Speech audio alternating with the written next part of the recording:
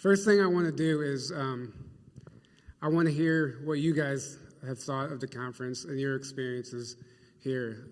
And you can just pass the mic. Put that mic on that end, and then I'll pass it. We'll just start with Mark and work our way down. The conference has been great. I met tons of people that gave me hugs and good energy. It's been a whole lot nicer than I thought it could be. And it turns out there's just a lot of synchronicities going on between everybody. Everybody's walking around thinking they know each other, but they've never met. So it's been a really good experience.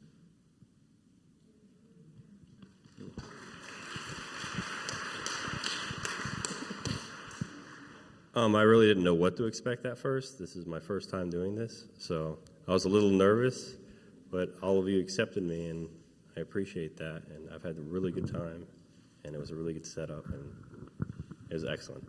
Thank you.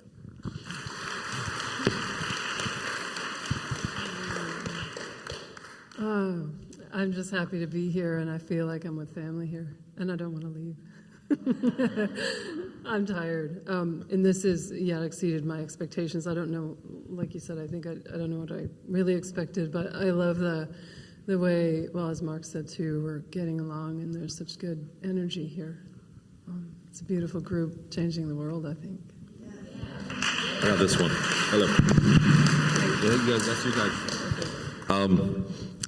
I think this is my 10th live talk. And for you guys this is your first one, if you're going to go on and do another talk, the bar is set pretty high. This is one of the best ones. It's the best one for my subject matter. You know, it's like in my wheelhouse. For ours, I'll say ours, because I'm not up here, it's not a diverse subject matter. It's the same subject. So, but I mean, the bar is set pretty high. You made it look really easy, putting a conference together. And I've seen other ones go, have bumpy rides. And this one came off like a well-oiled machine. You've done a marvelous job. And like I said to you guys, if you're going to go to other conferences, I got bad news for you. It's good. Everybody else, the crowd is just amazing. I'm totally drained from just being loving to everybody. I'm totally humbled by it. So thank you for having me. I hope we do it again.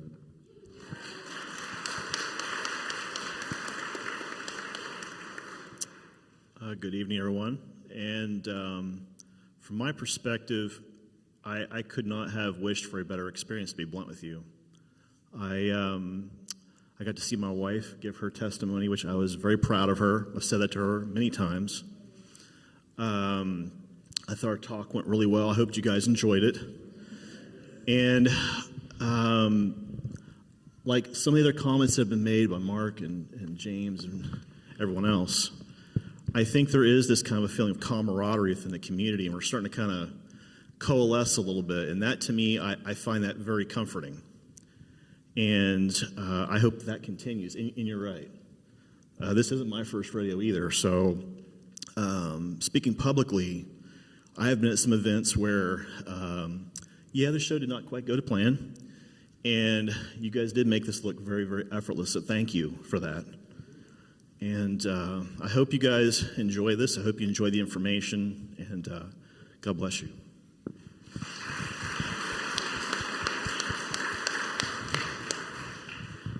So this is my first rodeo with this subject matter, and it was absolutely amazing. Tyler, Aaron, Jim, all of you who were a part of this, thank you so much. And that means all of you who came here. And many of you have overcome feats just to be here. And that means not just physically, but also mentally, energetically, just to be here. The journey has been probably windy just to be here at this conference. And I'm sure, I've actually talked to a few of you, more than a few of you, a handful of you who have been triggered by some of the things that we've said and the things that you've shared with one another. And so it may have been a bumpy ride, but thank you for persevering and continuing just to sit tight and to process everything. I'm very grateful for the myths that have been dispelled just by being here together in the same room, face to face, getting to know each other and to have that healing go on. So I am very grateful, and I can't say enough. So thank you, love and blessings to all of you.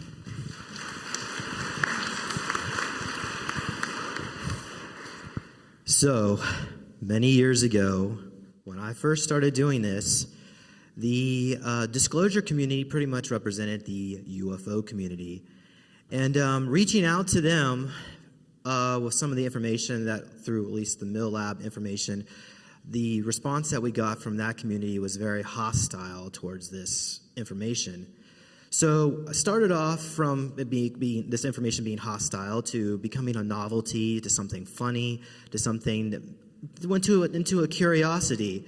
And then we find more and more people were stepping forward and also having these memories and experiences. And still, we already know we have a long way to go to get the general public awakened.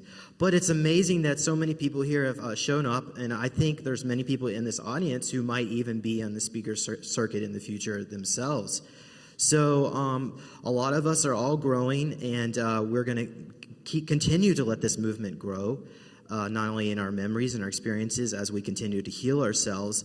And this is one way we can do it, by coming forward together as a group, united, and understanding that, yes, we don't want secrecy anymore. We want to have the truth because we're ready for it, because the people up high, the elites or so on, think that you're not ready for it. But this right here proves that you are ready for it. You're not going to go crazy to find out that, yes, we have a secret space program, and yes, we've been lied to a very long time, and there's technologies that can change the world to better, and it's time to bring it all out. So thank you all for making an effort to come out here tonight.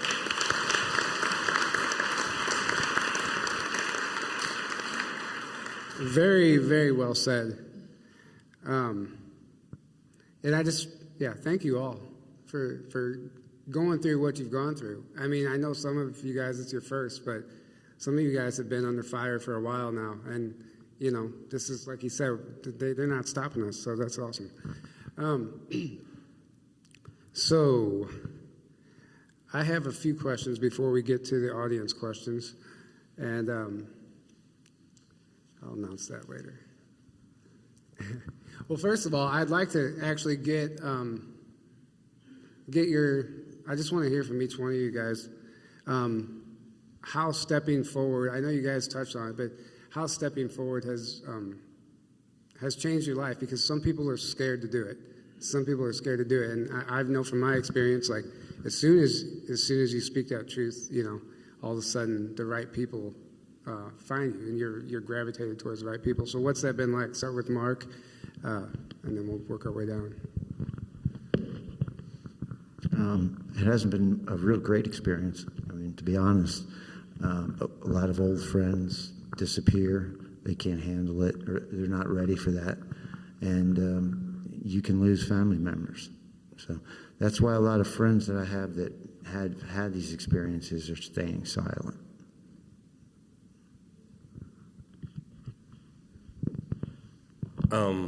I've accidentally talked about it too with people that weren't ready to accept it, and I'd like to thank James Rink, just because he was the first one to give me the interview and the opportunity to speak up and let everybody know what was happening. And yeah, thank you, James.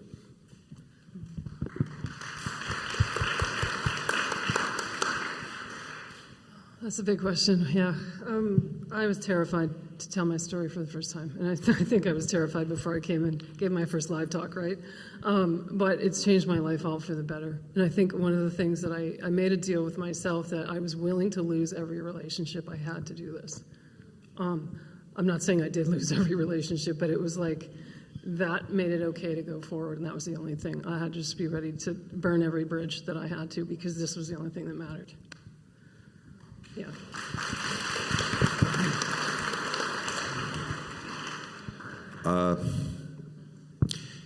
It hasn't been easy, and there was a point, when it began, I had an avalanche of things that I wanted to talk about that I knew were important to everybody, like literally everybody, and I didn't know where to begin with that, and it wasn't easy. And I guess I would say to anybody else that's thinking about talking about this, that before I could talk to anybody, before I sent an email or a message to anybody about, hey, I was involved. Before I did any of that, there was a conscious decision to quit being afraid of literally everything. My own shadow, what people are going to think, what's going to happen to me, my family, my friends. I had to stop and say, look, because it all went through, swirled in my head, and it was just basically fear. And I had to let go of it. Once I said, you know what, if they do something bad to me, they're just going to, then it's on them, it's not me. I'm not going to be afraid of it. And I moved forward. And I think that not only got me perpetuated where I keep going, but it changed my whole life, like my day-to-day life, my everything, my family life. Just quit being afraid, you know.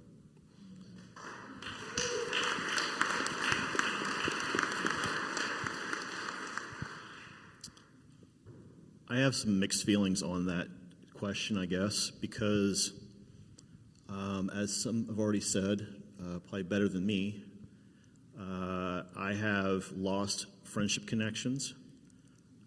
We have a whole side of our family that does not want anything to do with me because they consider this subject drama. And they've watched one video and they assume that's the story, quote unquote. And people will isolate from you because they can't cognitively deal with the dissonance that this subject creates. It's so far away from their sense of reality that they don't know how to process it. And it has costed Jodi and I both friends and family. But I would also agree with some of the sentiments that were made up here by some of the previous speakers. And I agree with exactly what you said, Rebecca. You have to be willing, if you're going to come out, you have to be willing to burn the motherfucker down. And that means every piece of it to the ground. And there's a part of me that when I initially talked about this, the first two people I talked to actually was a gentleman that was running one of the SSP groups, and you. You and I chatted about this, James, for a while. And you can ask James. At first, I did not want to come out. I was adamantly against it because I knew the cost that it would cost me. I knew what it would cost me to do this. And the upside is that through all of that, I've now got this beautiful lady at my side. And I've got what I feel like are a group of people who know my experience. They know who I am as a person. You guys know who I am as a person. And I feel like if you're going to come out like this, you got to come out and swing big. Don't swing small, because there are people who are going to try to silence you at every single minute. They're going to cast doubt at you. They're going to try to erode your story, try to gaslight you, talk shit about you. And you have to be willing to back up what you say, right? How many times have we had that conversation, you and I? Yeah. So, I mean, that's what happens in this community. You have to be willing to go big or go home. And I recommend to anybody, if that's what you're going to do, understand the cost, because I've been doxxed.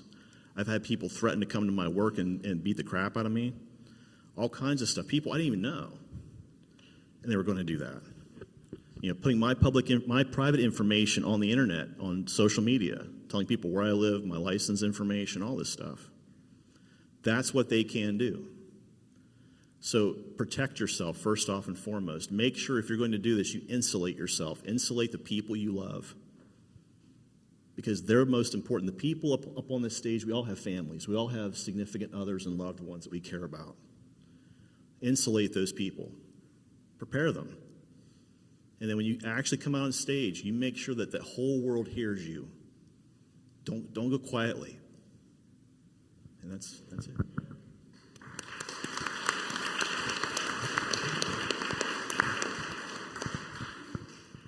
First, I want to say thank you for all of you brave, brave souls. Very, very good examples, and have given me so much courage to do this. The journey here, the journey at the beginning was like, oh my gosh, I have so much to expose. Everybody needs to hear this. I was so gung-ho, but the closer and closer I got to sharing my testimony and my piece of this, I just kind of freaked out, and I was like, I don't know if I can do this. And that little voice of, I don't know, you shouldn't do this. This means like your career is completely over in the media. Not that I think the media is great or anything, but I think there were some good things that I was doing. And I was still trying to pitch these types of things being exposed in the media. So I had to come to terms with the fact that could be absolutely completely over. Come to terms that my family has basically said, nope, you're no longer welcome. And friends who would say you're crazy. I even had an email come to me saying, come on, Jodi, you're smart. You're an intelligent woman. You we're in the news media. Like, how are you not seeing that you're being ridiculous about this? And I can't deny, though, that this is true. So I just had to speak out. But even after I shared what I shared this week, still that little voice can get to you. And I told Will, I said, I don't know if I'm going to do this again. But I absolutely will, because I can't deny it. I can't deny it. And just last thing is, I am so grateful for such a supportive husband who is also so brave. And it's been amazing to do this with my divine counterpart.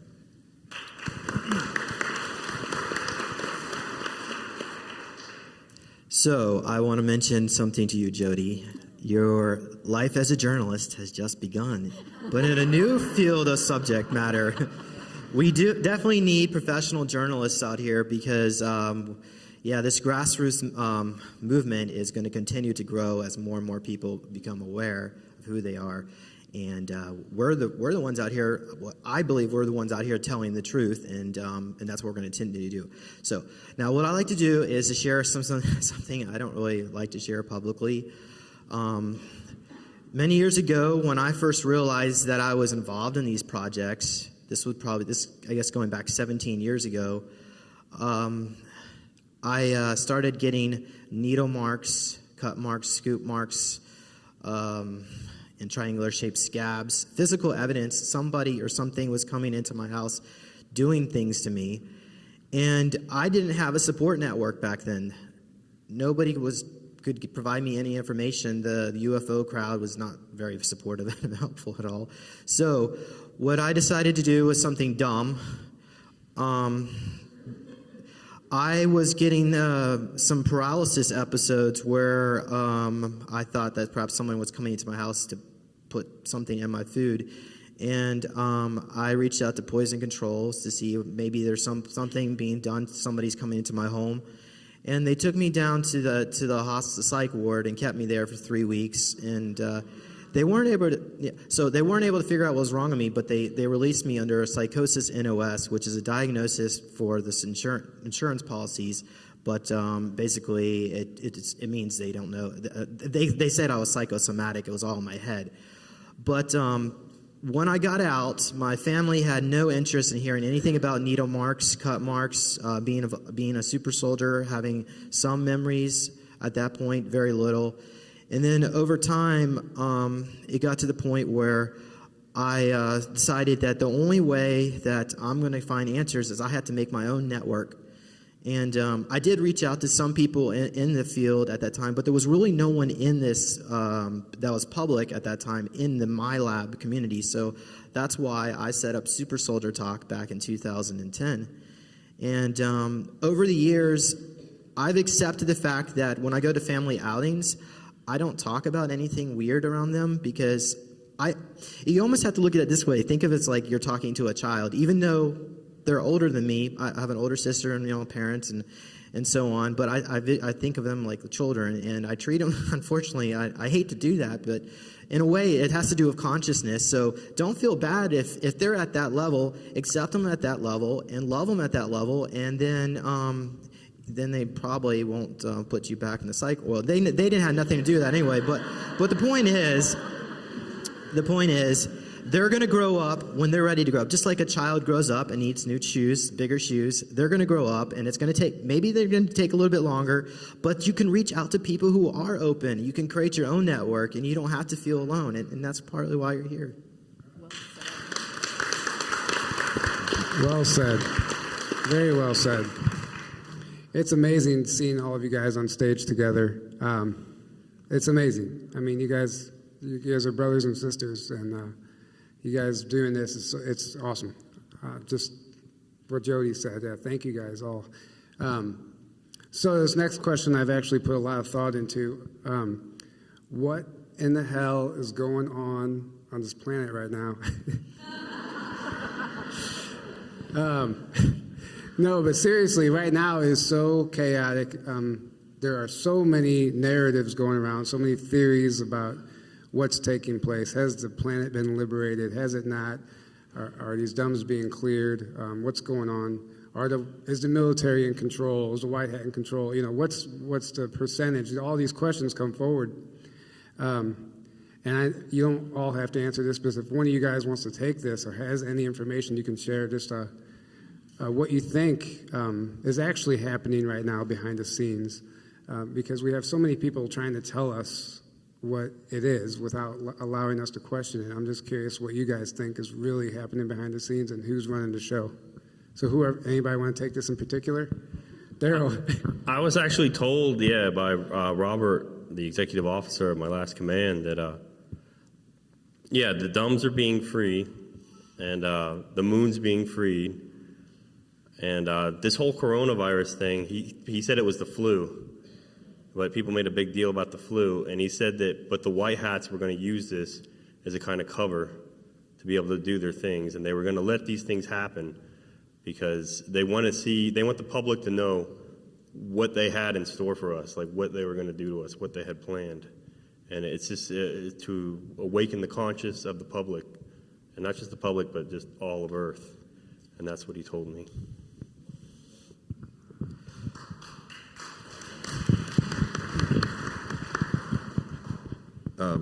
I know it's not for all of us, but I just wanted to say that we were fully aware, and something that a lot of people, I think, slips our mind when we think about what's going on right now is this isn't the first time, this isn't the first planet that's gone through this. This isn't the first time that people have gone through this. We didn't get the first internet or the first car or the first boat. They've done this before. They have it down to a science. It's an art form for disclosing and bringing a species into the fold. And it's just a matter of what group's going to get us when it's all said and done, where the contracts end up. But they know exactly what the outcome it is. They knew what was going to happen to society when the internet was introduced. They knew it long before it was going to happen. And because they've seen it happen on countless other worlds that have gone through development. So everything that's happening, even though it might be, I guess I'm back to my fear salesmanship. There's nothing to be afraid of. Just live your life and make yourself the best person you can be. But that's all we got. And tell our truth, spread the truth. But they've done this before, and there's an outcome in mind. And it's my thinking, and it's my opinion, is if we were going to play this the hard way, it would have been much harder by now already. So I think we have great days ahead of us all.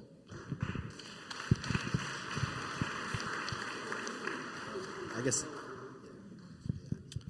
Well, I've been told a couple of things. One, the folks I'm still in contact with in Alliance have made a couple of comments. One, the White Hats are in the minority.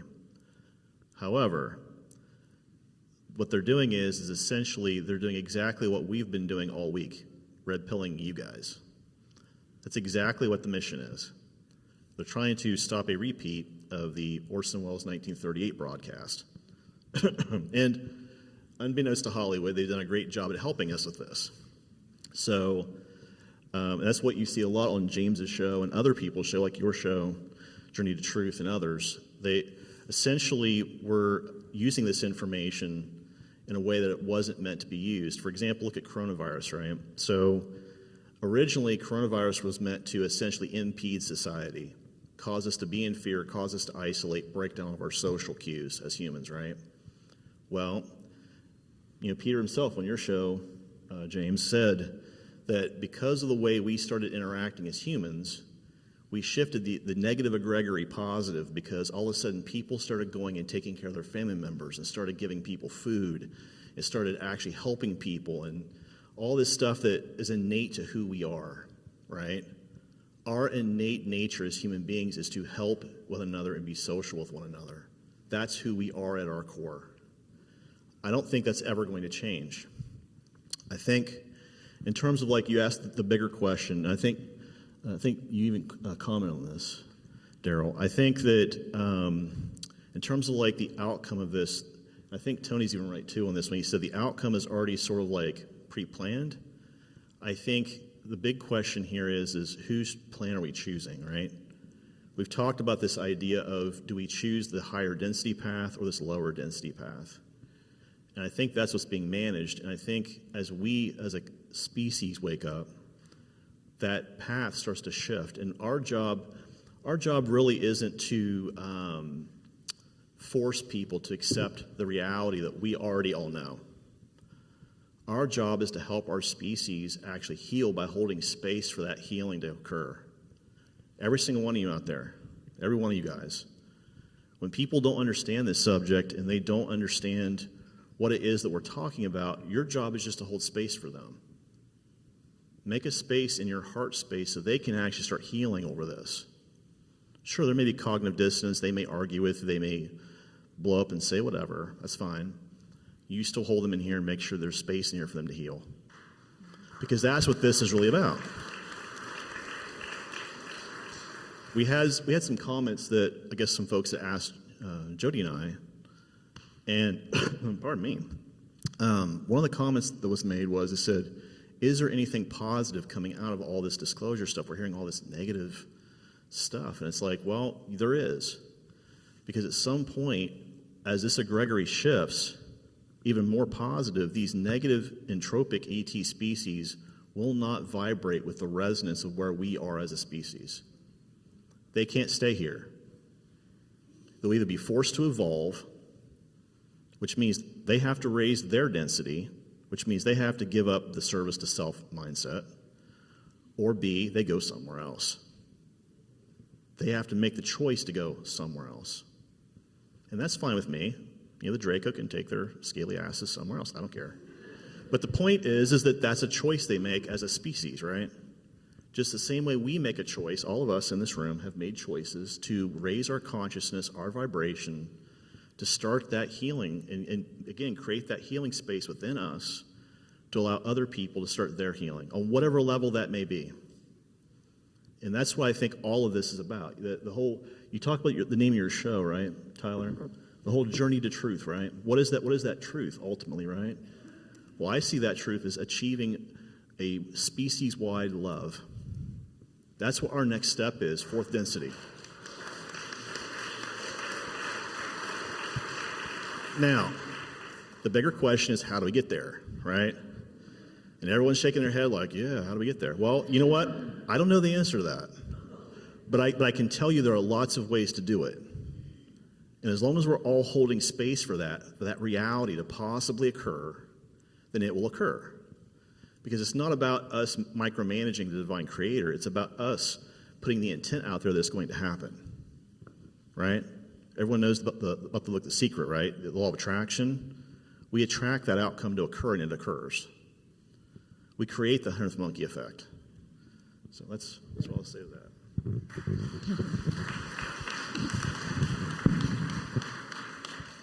I think the answer to that question is very layered, but going along the same lines, I will answer that in a metaphysical way. So I think what we're seeing out there on the external is a reflection of the internal for each of us. And I think that it gauges where we are on the collective as well. So I think that to look at the external, we can just say, okay, metaphorically, what does that say about where I am as well? And how can I learn from that? What is that reflecting back to me? So whatever's happening in my life, I always ask myself, what is that reflecting back to me? even if it means something goes wrong with my car or my house or something, because it's always reflecting back to you what's going on. So from the external landscape, we can say, okay, this is going on in politics, this is going on wherever, with the war in Ukraine or whatever. What is that reflecting back to us as a collective and also individually? So that's where we can learn, and I think that's also what Will was saying as well. So I'm going to add a little bit extra to that. So first of all, before I get to that, maybe I'll start with this. I was told that the Arcturians and Andromedans are in charge of our government here in the United States, that at least Trump is an actor, and I'm assuming that also Biden is an actor as well, that the alliance is wanting people to wake up, so they're letting some of the bad stuff happen, and so people can become self-aware and take responsibility. But also, there's some issues still going on with the dark thats. They are opening up portals. You can go on Google and look this up. Look for portal. Ocean catches fire. There are portals being opened up in the ocean that are catching on fire. But there's also portals in CERN where they're trying to bring entities in to possess the scientists at CERN in order to conduct research on how to hijack the planetary Akashic record. So that's like the planetary egregore or the mindset, the planet. So all of us have our own Akashic record, and as we as information is inputted into us, like for instance, information about possible negative timeline or fearful stuff, what happens is through our heart chakra, we decide that we don't want that. And instead, we put in positive intention, and that gets uploaded into the planetary cosmic Akashic record. So as more and more people become aware, new information is uploaded, and that information subconsciously is downloaded to all the occupants here on planet Earth. And then on a subconscious level, they know that we don't want to manifest negativity. That's why I think over the years, I've had so many people come on my show and have all these dreams that, oh, this earthquake's going to happen, California's going to go in the sea, and so on and so on. COVID's going to kill billions of people. So, but ultimately what happened is something positive turned out. And I think as more and more positivity happens, the negative AI, which I think is trying to hijack the Akashic record there, the planetary one, is being it's glitching out. So the more glitches that takes place, the more people are waking up and becoming aware. Oh, wait a minute, we're in a matrix, but it's all coming crashing down. So what's going to happen? I think more positivity, but it may not be easy. We may see a collapse of the U.S. dollar. We may see the United States economy go down, but something new will emerge. And I think what new will emerge will be the release of all these amazing technologies. Maybe we'll have something similar to Nasara, but we have to get rid of the baddies first, and it may take a few more years. I think when you'll know is when the media starts telling you the truth, the mainstream media. But until then, yeah, you still have this disclosure community and all of you. You can go out and share this information to your friends and family. Well said once again. So I'm going to start with my favorite question first, because it's a good question. I don't know if I've ever thought about this before.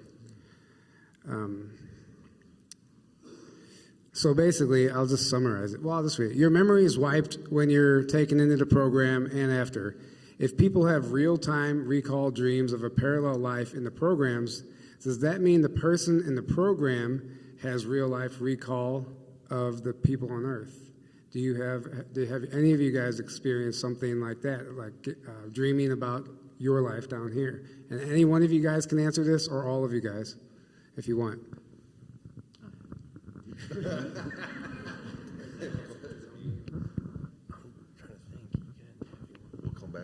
We'll circle back.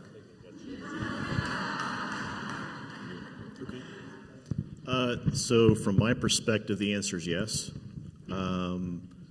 It was very strange. I do have memories of actually thinking about what happened to my family on Earth, because I had memories when I was being put under hypnotic induction in '95. I had memories all the way out to 2032 in that lifetime. So here I am, knowing certain things, and the terminology they use for this is called temporal dysphagia. Basically, you have two competing timelines of memories in your head, right, or more. You've got this whole, I'm in the now, right? Your memory's in the now. And you got this whole other set of memories, like, where the hell did this come from? And the other set of memories is the important part, because in that memory, I told the lady about presidents that were going to happen. I predicted that. And in that lifetime, I remember checking in on my family. I actually checked to see what was happening in the United States. And I think the second video you and I did, James, I talked about this idea that in 2016, there was this massive civil war. The U.S. collapsed. It took 16 years to get through it. And then basically there was disclosure, like massive disclosure, because they had to. The alliance came in and basically brought med tech and food and supplies and all this stuff to Earth, and we were part of that. I could very easily see that happening now, especially with the state of what's going on, as you mentioned, and James, you mentioned this, with the state of the U.S. dollar. I could see that happening in the future. But the idea is that I did have memories of that. And I also had memories of what was going on in the media, like you guys have probably heard of the Mandela effect, right? Where you have like these weird things, you see something, you're like, well, I don't remember it happening that way, right? Well, that's sort of what temporal dysphagia is like, except worse. Because I remember certain things happening in that timeline. Like, for example, in that timeline, Bush was never president. It was Gore, the guy that ran against him, the guy that he kind of took to court in Florida, right? Gore won that. But I'm thinking, okay, so what is going on? Why did Bush win that? That's weird. So there are things like that that have cropped up. So. Is this on? Hello? Yes, several times during my time I had dreams, and I guess the emotional connection. Like they told me I was a clone when I first came up, but I always kind of still felt a connection with my mother. And there were times when I was in Peru, because it's not like I had the internet to play with. I was a emotionally unstable kid. They would give me crayons, and I always drew my house that I grew up in, and I had no memory of it. And so I had a quarter-mile long driveway. I always drew the house. It was the same picture I drew all the time, and I was always having dreams back and forth. And there were times when I would go to sleep in this life and wake up in the program for a minute. And think, where in the hell am I? I'm in a cell somewhere, and in a completely different reality. And it was real because I could pinch myself, and I'd go to sleep there and wake up for school the next morning back in this life. So by location. So that is something that absolutely does happen.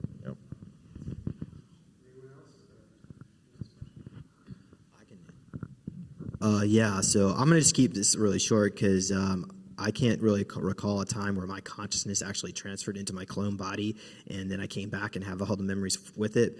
But I know apparently one of my alters on the moon, James Ring, he was told that his home altar here on planet Earth, me, was a DNA trafficker, that I was selling my DNA to make clones and living a lavish lifestyle to making lots of money selling. So he felt resentful towards me, and I tried to explain to him that was all bullshit. And the thing is, you can't really call him up and say, hey, this is actually what our lives are like down here. They think we're living a life of leisure and pleasure, at least the ones that are not that were told that we weren't destroyed in a cobalt bomb, because typically they're told the planet Earth is gone. But or they just wipe the memories, and then they program them to not even think about their family. They just focus on the mission. That's it. They're like a full cyber, because I was part of the cybernetic programs. It made me think of what Tony said. I played an instrument, so I was given pretty much unlimited access to like any music I wanted in the Dark Fleet. I think most of the other guys, they can only listen to, I don't know, maybe classical or something like that. But I remember like listening to 60s and 70s, and I would look at the covers and things like that. And I somehow knew that this was like the music that my parents liked. And it made me feel like a lot closer. And because eventually the Germans kind of, they trusted me enough that they just told me that, the stuff of the Earth being blown up or things like that wasn't true, that I volunteered for this program, and that, I was like a person. I wasn't just like a clone of some leftover scum or they told you all kinds of stuff. But I remember I remember listening to like oldies, 60s and 70s, and I knew that my parents listened to this music, and I don't know, felt more like home. Thank you. Anyone else? No? Before? I don't really ever talk about this, but I have, I have bleed through from a part of me that's still out there. Okay. Yeah, and it's, I'm still trying to put that together. That's part of why I haven't brought it up, but it's, it doesn't feel scary, and it's not a lot of action, but there's a piece that is not recalled, you know? So I hope, I don't know if I totally understood the question, but that's what came up for me. Well, there you go. Okay. Jodi, you want to take it? I was just going to say, my middle sister has not come out, and she doesn't know a whole lot about the programs, but she would tell me about how she would have these dreams, and she would like hit the ground. She'd be flying, and then she'd hit the ground with her hand, and it would be like a lot of Lixodon type stuff, and she'd have like light weapons and stuff like that. And I also remember going on missions with her. So, and it's my sister here, so kind of the bilocating type stuff. Wow. Thank you. Please discuss 5D, how it affects us, or is this 5G? Oh, it's 5G, sorry. Or 5D, both. You know, Kate was talking about cursive earlier. It turns out I can't read it, so. It's been so long since I've read something in cursive. Please discuss 5G, how it affects us, how to stay safe from it, how the vaccine and 5G affect each other, and smart meters, all the above. Can anyone touch on that? I mean, what I learned about 5G on the base, like they had the 5G on the base, and years before it ever came out, like I saw it in the mainstream.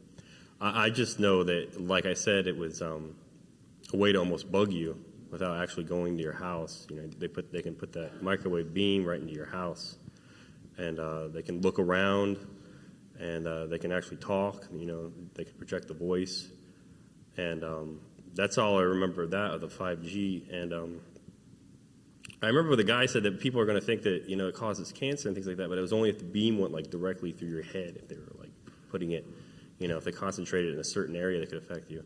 But I was also told that, like, you know, by Robert, he said, you have no privacy, and you have to accept that now. You know what I mean? We live in an era where, you know, you have no privacy, and 5G is part of that now. So I don't know. Maybe it's a genie in a bottle. I don't know. We can't put back in. I don't know. Anyone else want to touch on that? Coming in at kind of a multidimensional perspective, if we talk about protection. Yeah, absolutely. Yeah, I would say I'm always given, have been given, as the EMF on our planet ramps up, I'm given a lot of geometry that moves around my body. And it doesn't have to be a material object that protects us, but if we work with our minds and upgrade our consciousness, we have geometries of light that can protect us. And that's what I use. I do think it helps, and it's upping the more shit they throw at us, the more it ups the ante for us to move through our higher consciousness. We have the technology that's so much bigger inside of us. So there you go.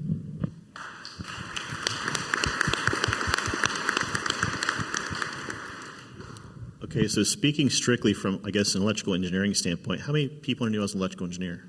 Not many? Okay, a few. I am, so. Speaking from that standpoint, what people don't realize is that RF can affect you regardless of the type of RF. The question is the level, the emission type, and the exposure rate. So that's for any RF. Secondly, Daryl did a great presentation the other night, and I thought that with the way 5G works and the way he was explaining it and what I've seen in other demonstrations, projected beam microwaves have already been talked about, but not to this extent. So we actually sent you a copy of some patent stuff, right, a while back. And one of those patents talks about this ability to take a microwave beam and essentially by changing the frequency, you can actually oscillate the eardrum bone. That's how they get the voice of God technology to work. They actually have to fine-tune that for your ear. So there's a technician or a computer sitting there constantly tweaking it until it sees a response from you. So that's the first part of how some of that works. The second half of this is with 5G specifically, you can take RF and excite certain chemical bonds. So, for example, look at the way your standard microwave oven works, right? The way your microwave oven works is that you're actually using a microwave frequency that's actually irradiating the oxygen-hydrogen bond in the actual food. And as that oxygen-hydrogen bond starts to shake, that vibration creates friction, which creates heat. And then your food, therefore, is cooked. So I hope I'm not going over everyone's head here by saying all this, because I'm kind of getting out in the weeds a little bit. Sorry, I'm getting a little fizzicky up here, sorry. A little nerdy. But the idea is that you can use RF for both good and for bad, right? I think initially when this technology was developed, I think there was a good intent behind it. The problem is we've got these bad actors in place that they definitely will use this stuff for not good purposes. And that's the real issue here is like, so do we disable the technology, or do we basically take the technology over and use it the way it's supposed to be used, right? And quit targeting people. And that's the real, that's part of what this discussion really needs to be, because what we're not seeing in our federal government is we have actual emissions and like how this RF interacts with people mandates by the FCC. They're the people who actually tell the cell phone carriers, the actual broadband providers, all these different companies that interact with the different aspects of 5G, what this stuff can do to you. What they don't tell them to do is, okay, once you've got it connected, yeah, you can't go out and just fuck with people, man. You can't. They don't say that, but the problem is they're doing it. So the question is how do we, the public, force them to comply with federal mandate laws and safety requirements, right? And that's where we have to tell them this stuff is not good for us, or this stuff doesn't work for us, or this stuff isn't good for our society. And we have to stand up and vote people into office who will do that for us. That's how a democracy works. We have to stop. I said this earlier, maybe I'm getting off topic, but we need to stop putting lawyers into the government. We need to start putting people in who actually are going to vote the way we tell them to vote their constituency, right? That's what this is really about. We have to have them mandate what we want them to do. We have to quit being the sheep.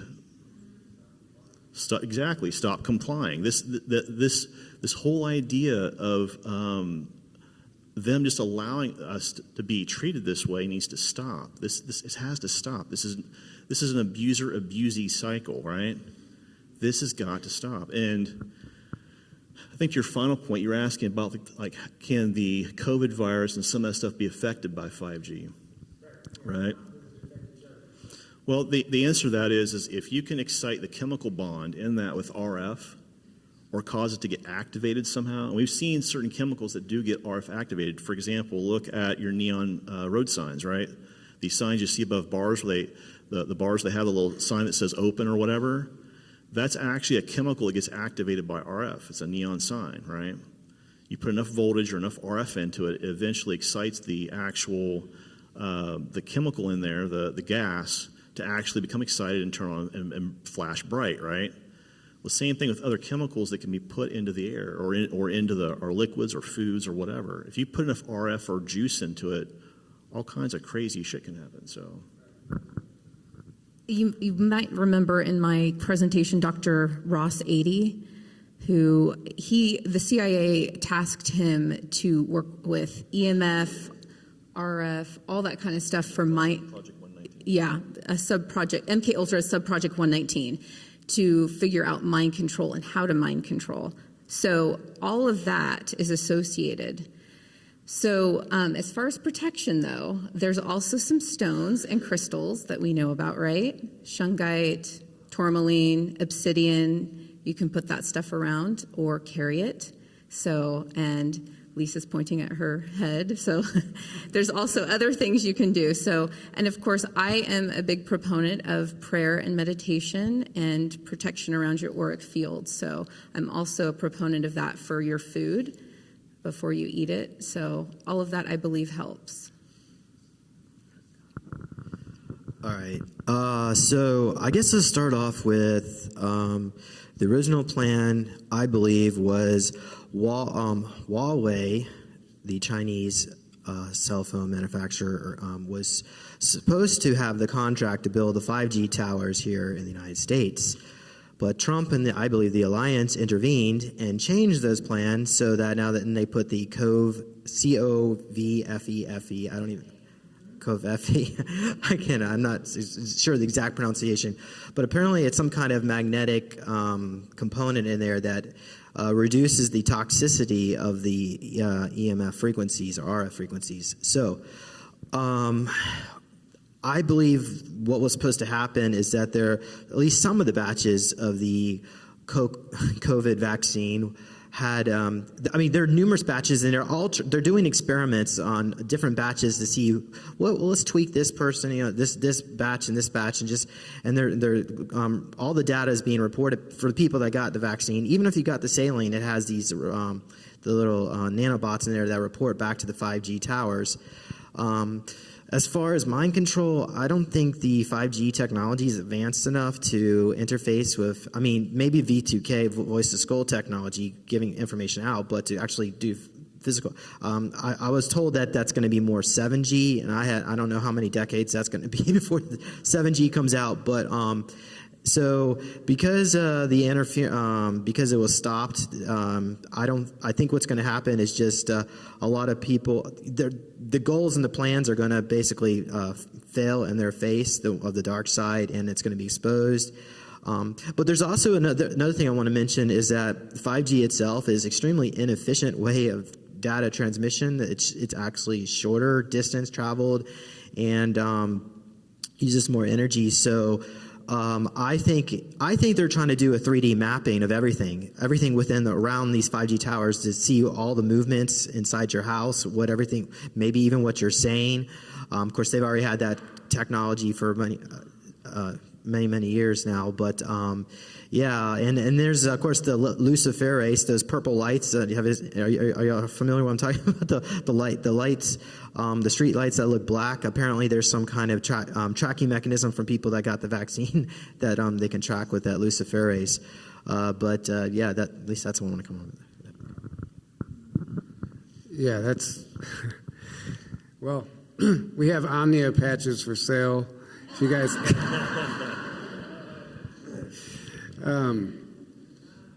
So this is an interesting one, and I think I've heard Mark and Rebecca actually touch on this before, but have you discovered a contract canceling technique to protect your bloodlines? Or just even if you can offer any advice on canceling contracts?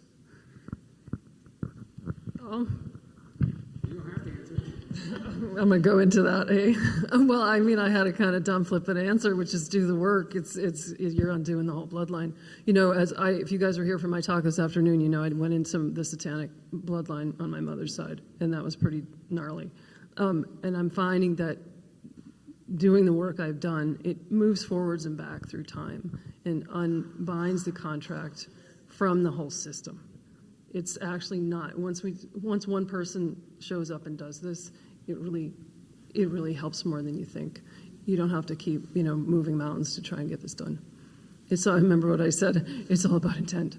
And a lot of times it's connected. You might find a contract or some kind of dark web of interference connected to the chakra system as well. Working on that, I have found really unbinds things from the system too. So that's my answer to that.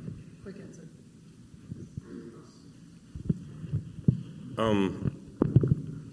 I remember, asking Robert, why do you work with these things? Why do you deal with these things, talking about reptiles and things like that? And he just said, we have a contract, and that was the end of it. He didn't go any further than that. And I remember, like, with ETs and stuff like that, contracts are really, really important. And your word is your bond, pretty much. And without your word, they just don't want to be put in a situation where they get blacklisted and no one will ever trust them again. So contracts are, I don't know if they're ironclad, but they seem that way to me, at least the way I remember and how they explained. I mean, you can go back on it, but then they also have something called like the balance, which is like a karma kind of thing. And if you go back on your word. You must think of the balance. Like, what will this do? And you make a deal. You got to deal with consequences or the benefits. Anyone else? You've been quiet over there. Actually, I worked on a contract that I have with a reptilian with Rebecca, so she saw that happen. I haven't actually been able to break it all the way yet, so I'm still working on it. I thought I had it done, but it's definitely not. I've been told by a couple of people. Well, what are you trying to do to break that? I worked with Pete, Pete Slattery, and he's done some stuff where we're using some different guides and stuff to do it, but it actually doesn't seem like it's gone. I thought it was twice. First time with Pete, we worked with Kuan Yin. And actually, I haven't been back working with her as much as I probably should have, but it just doesn't, it's a hard thing to just get rid of all at once. I guess that's the thing, especially with the reptilians. There seems to be a real attachment to your first three chakras with the agreement. So I studied at Intuitive Way, which is a spinoff of the Berkeley Psychic Institute, and we did something similar where we had a meditation and we looked at the different lineages in our family, and we went as far back as we could in this meditation, and we did cord cutting exercises. So we would cord cut with each person within our lineage, and we would try to see what the contracts were, and we would cord cut from those contracts. It does take a lot of time, and it takes a lot of energy, a lot of energetics, psionic energy. So it's a process with where you are consciously as well. But as Rebecca said, it works backwards and forwards, and sometimes people are called to be the person to cleanse like the bloodline and the family lineage, and that's a huge mantle. But I believe it can be done. It just takes a lot of time. So, Mark, you're so brave to be able to do that. So I feel like it does take a lot of time, and it can feel like a burden, but I feel like it can be done. So if you want to try that meditation and cord cutting, let me know. Yeah, I've got a comment. Okay, so I have tried doing the contract recidivism. I can't even pronounce the word, but try to cancel the contracts, right? So one thing I tried was petitioning time travelers from the future to intervene. That didn't really work. I tried archangels and angels, and then put the crystals all over the place. And they still open up portals and come into my house and shoot me up. I believe they're Greys that are involved in this, but The next thing I try to do is reach out to the karmic councils and petition them for help. So we'll try to rework the karma, whatnot. And their response was they're not going to help because they said I need to figure it out myself. So after trying to canceling all these contracts, they're still coming. I think what it is, there's contracts of you in other alternate realities, and they hold on such a thin string to hold you in these programs. They're going to go into these other realities and use those contracts to keep you in their programs. So I haven't figured out how to cancel those contracts, and when I do, I'll be happy to tell you. So I'll come at this sort of from a couple of things. First, I want to say, Mark, please continue doing your work, because in the end, it will be worth it. I can tell you that. I started my process in '95. It's now 2022, and this is like the first, when I stepped into 2020, this first decade, beginning this part of this decade, it was the first time I actually felt like I was free of all that shit. So please keep doing that. And I suggest all of you do the same. Please do. Because it is worth it. It is a slow process, but it's like peeling back an onion.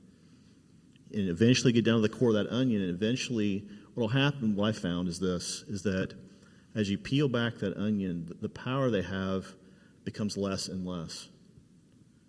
It lessens their stranglehold over us energetically, karmically, spiritually, emotionally, mentally. All that stuff is reduced to less and less effect. So I recommend, please, if you're doing that kind of work, please continue doing it. Rebecca, I thought you brought up a great point about this. All of us are, this has got back to my earlier comment, I think, that we're all being asked to step into the gap. We're the people being called to save us. We are our heroes. All of us. And what that kind of means is that we have to make a conscious effort and choice to actually want to heal that karmic, energetic, emotional, mental line, spiritual line back through our families, right? We all do. I mean, if you look at the whole 6 degrees of separation statement, right?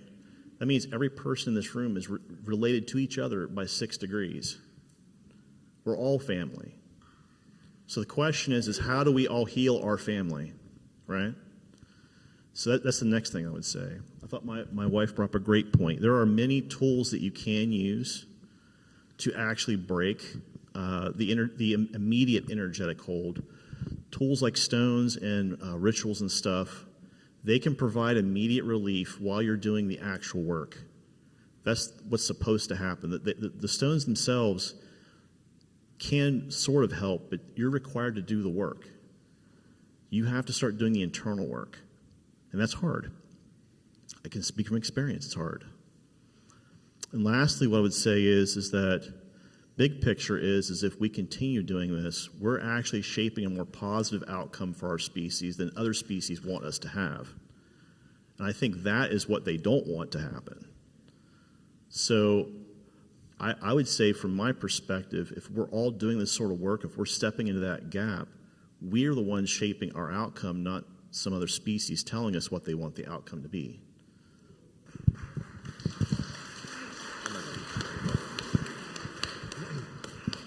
I had just one more thing about the contract removal or, discontinuing all of that, is that sometimes, and I've found this by working with clients, that sometimes there's the adult self or the front personality wants to be finished with it all, but there might be a really small damaged part that isn't ready to.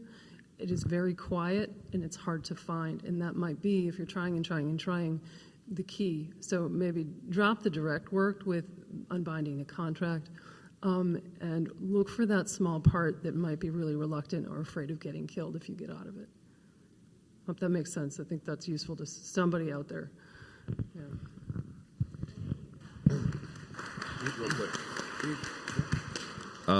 Without going too much into depth about the really advanced, state of mind that we're talking about, culturally, from very young ages, all of us, we don't have a culture of letting people say no or being let to say no. Little kids, and they say, no, I don't want it. Hurry up, you got to eat it. You got to do it. So we have it ingrained culturally to not say no and to not let people tell us no. And that's how we get roped into these things. When I was on the table with an ET asking me to come work with them for 20 years, I didn't even have the option of thinking no, because I thought that there was this bevy of things. And so I look at it culturally and say, we need to learn how to say no. We need to make it healthy to be able to say no and stand in our own sayings. Even when it sounds like something good, if you have the intuitive feeling to say no, we shouldn't get punished for it, and we shouldn't punish people for telling us no. And this is a cultural thing that's going to have to advance when you're talking. The easiest way to quit smoking is not to start, to say no in the very beginning. And these contracts that we're talking about undoing would be very easy to do if we had the ability to be comfortable to say no and still get on with our lives. So, you know what I mean? I'm throwing spaghetti at the wall and seeing what happens. Right. Great answer. This one's interesting. How would we know if trauma is from a past life or from our cloned alters? That's really interesting, because what if these recalls you're having are from a past life and you think you're in the programs? How do you know the difference? So a lot of people hear about what I went through and they want to talk to me about their trauma. So it happens a lot. And what I found is that you would think that people would get away from trauma or not reconstruct it. But I think that on a subconscious level, when you experience a traumatic event or a traumatic period in your life, and then you get away from it, subconsciously you go right back to it in an attempt to try to master it. So you hear it all the time, and I hate to use the example, but you always hear about somebody that gets in a relationship that's very abusive, and they get out of it, and you go, "Whoa, thank God you got away from that," and they go right back into the very improbable exact same relationship with somebody else because they're trying to master that which mastered them, or they didn't have anything over. So trauma repeats that way. When you say, is it from a past life or is it from I really don't think I think that's a moot point. I think it's something you shouldn't care about. You should think about, why is it still happening? Why is it still, are you inviting the trauma? You got to let go, forgive yourself. But I've just found that it keeps happening for some reason. And I think that it's an attempt by your subconscious to go back and master what you had no control over. Well said.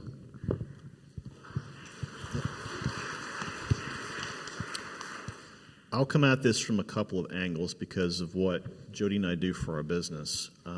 We've seen on the QHHT end of things where there are definitely patterns from past lives that create, it is trauma, and it never gets settled until the person's actually under, and we ask the question, well, what is that all about? And the person's like, oh yeah, that has to do, their subconscious says that has to do with blah, blah, blah. And all of a sudden, when the person finally hears it come through in the audio, all of a sudden they've relinquished this huge part of who they are that was causing them pain. We've had people relinquish addictions. We've had people relinquish medical issues, psychological issues, all kinds of stuff.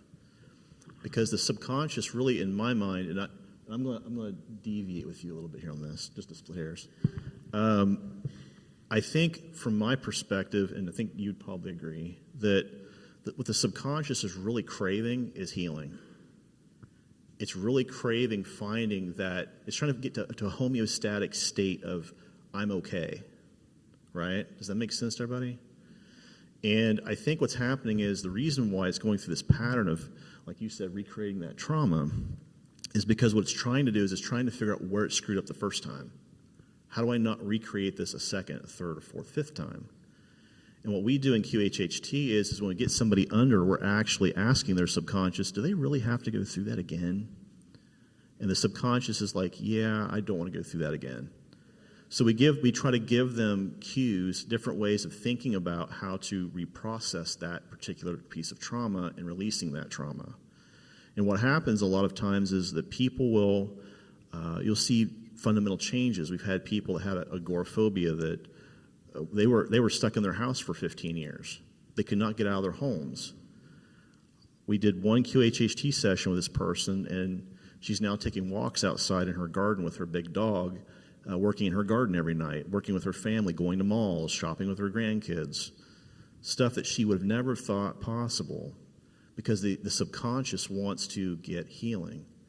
Now, the question you directly asked was, is there a difference between alter and actual past life, right? How do you tell the difference? Yeah. I would say, just from what we've seen in QHHT, a lot of times when you start seeing the physical ailment sides of stuff showing up, that tends to be more past life related. We've seen this happen a lot. Now, when it comes to alters, the thing with that is that what I've experienced in my own life, and maybe some of the others up here could give their input as well, but what I've experienced when it comes to the alter side of this is that there's psychological, what I call blocks that kick in that don't normally happen with, say, normal trauma, right? Like, for example, for some reason, when I was younger, I would drink to actually stop me from feeling certain things. That block was put in place so I couldn't actually process the trauma, and that was also programming. So stuff like that. Right. Thank you. Yeah. So this is shifting gears a little bit, but who's actually behind Space Force? What's going on there? Is that Solar Warden rebranded? Does anyone have any information on that? The only thing I remember about that is I remember it happening, and I remember Solar Warden coming in to play.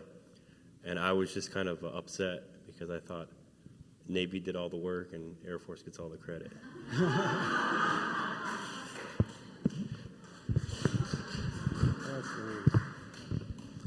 So the comment that I heard a while back was that the triumvirate essentially runs all of the programs, the big corporate super board.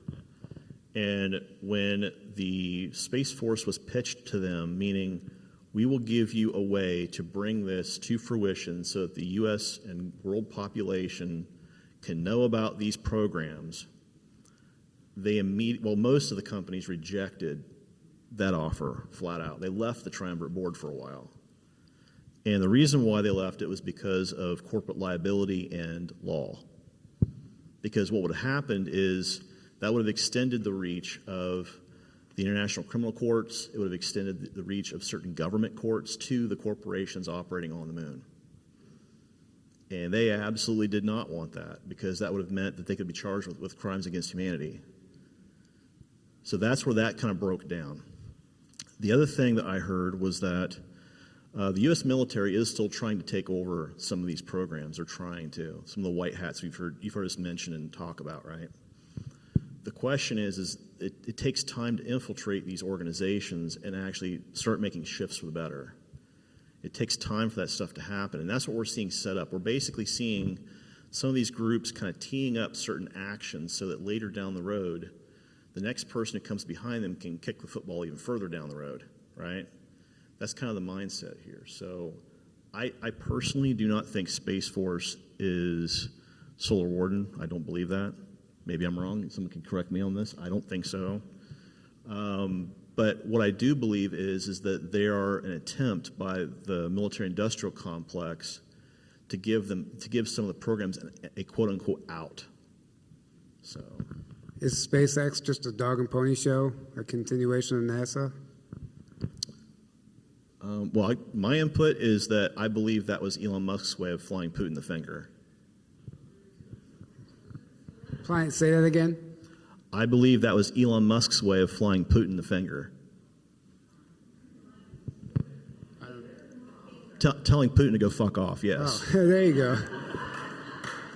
Because simply put, the Russians, when we stopped our shuttle program, the only way we had to get people up to the ISS was via Russian rockets. It was costing us something like $25 million per flight, per person. So if you're sending up a crew of 3 at $75 million, the U.S. is paying the Russian government to put somebody on the ISS. And Elon Musk came in and said, I can do that bigger, better, faster, and for like a tenth of the cost. And it's here in the United States. We're actually launching it from here in the United States, and it's actually a U.S. product.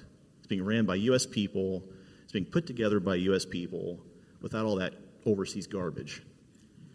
And exactly, they're reusable, yes. And that's exactly, I think, the reason why he did that, because whether you agree with Elon Musk or not, and there's some things with him I don't agree on at all, including his stance on AI,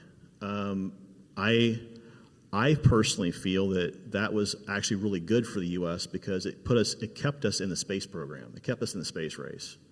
Blue Origin, which is Jeff Bezos, and a few others have all done that. Thank you. Did I understand that humans on Earth look different because we're all seated on Earth at different time periods from different planets? So I guess all the ethnicities and different races. I don't know if somebody mentioned that. Can you repeat that? Did I understand that humans on Earth look different because because we're seated on Earth at different time periods from different planets? Meaning we're all essentially different races of ETs. No?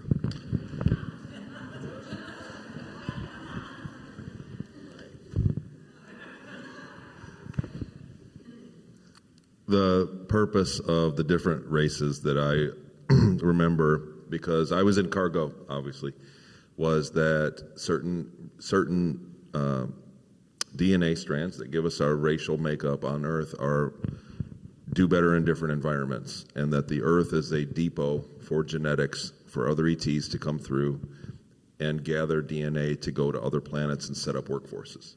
And so they put a very diverse amount of human DNA on the Earth long ago so that they had the ability to come here as a depot and gather DNA to go set up workforces on whatever, on a cold world, on a hot world. We have different races that fare better. And so that was the original framework. And so it's not very common among human planets to have the diversity that we have because we're in a kind of a more highly trafficked area. And so I hope that answers the question because it's confusing as shit. Yeah, that was great. So Earth basically has a neon sign above it that says DNA Depot. Yeah, real quick. It's on Jupiter. Yeah, real quick. I think the other thing too is that you've also got this idea of both Pangea and panspermia, right? So you've got other alien species that have seeded some of the genetics that's here on Earth.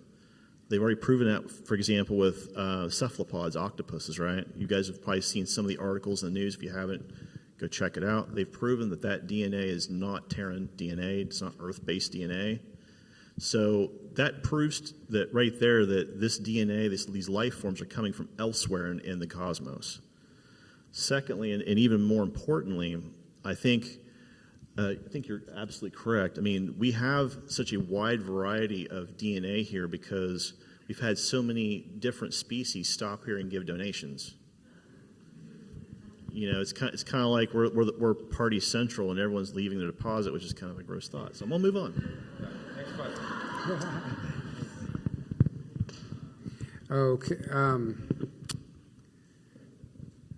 So I think we might have touched on this earlier, but we'll see if anyone wants to add to it. Do the clones carry a portion of the original soul? If so, is the soul able to fully come together in the original if there are clones still functioning? So I guess what they're trying to say is, I actually don't know what they're trying to say. Some clones can have different fragments of the original soul. It all depends on whether or not you're capable, if your soul is large enough to be splintered in this manner. For some people, they're not going to be able to survive being splintered off and being put into a clone body.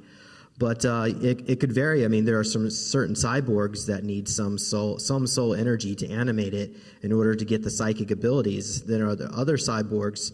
When you start inserting more and more soul energy into the clone, that particular cyborg may become more positively aligned and may not be as easily influenced and mind controlled. So it all kind of really depends on that. But as far as an altar rehoming, maybe we should ask Johan because he seems to be more expert on rehoming altars. So the rehoming aspect is basically when you have a fragment of you copied into a clone body. That clone body goes off and does all kinds of amazing things. And then when that clone body either passes or you're quote-unquote retired, which I hate that phrase, but you're retired, the clone body is essentially put on freeze or it dies or they do away with it. That fragment rehomes back to the original soul. So you can think of it like this. Everybody in this room, soul-wise, is underneath of the divine creator source, right? We're all subordinate fragments of that entity.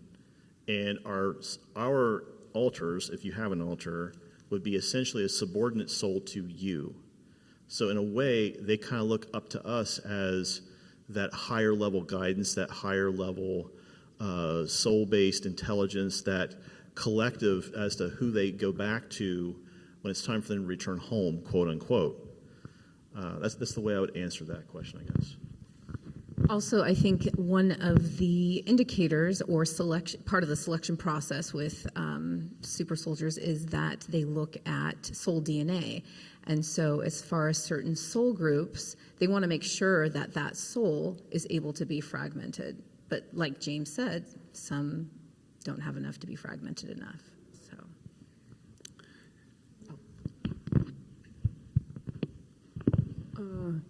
I agree so much with that. I was cloned a bunch of times, and at times it seemed like there was more than one of me running around and alive at one time out there in space. And they always seem to come back to home. It might take a while, but it seemed like there's a higher power, a higher math higher universal force that would take the natural order back to itself, even as fucked up as the life of the clone might have been. And they always seem to have some fragment of soul, at least in my experience. That's all I can speak of. But yeah. I did not. I didn't. And this was all, I mean, it was coming back to an original aspect of me that it was out in space anyway. So it wasn't like it was, I don't know, I want to say it was like coming back to whatever the original piece of me, this is getting complicated, that they took into space. Yeah.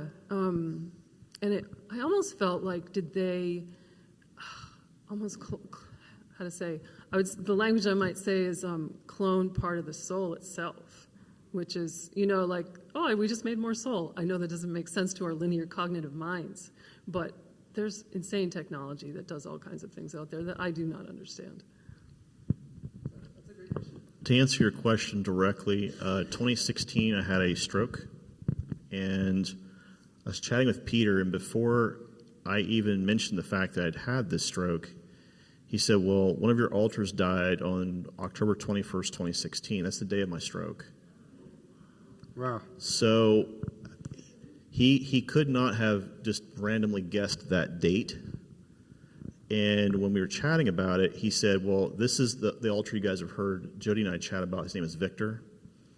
When he was killed or terminated, that hit my soul very hard, because there was a lot of unresolved kind of, altars don't generate karma per se, but the energy behind it, when it hit back into my soul, had a great deal of impact because of who that entity was, that part of me was. Does that make sense to everyone? Right.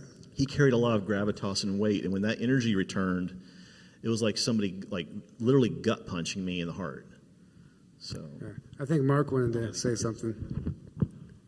Oh, come on, Mark. You've been doing a lot of work on this. Yeah, we're going to put you on the spot, Mark. All right, well, then we'll let you answer this next question. How do people use the bathroom in space? No, I'm joking. So we were told that this world we're living in isn't what we think it is. Please explain further. I guess that's a very general question, but no. I've said that. I don't know if that's why the question got wrote down, but I've said that many times. The world isn't what as we're presented. I mean, real quick, go turn on the news.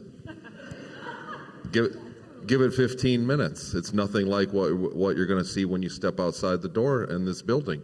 It's that we live in a different world than what we're presented, and beyond that, we live in a different universe than what we're presented. We're presented that we're the only game in town, that we can't go into space. There's so many things we can't do, which we are up here telling you all that is bullshit. And they're well on their way, and they have been for a long time.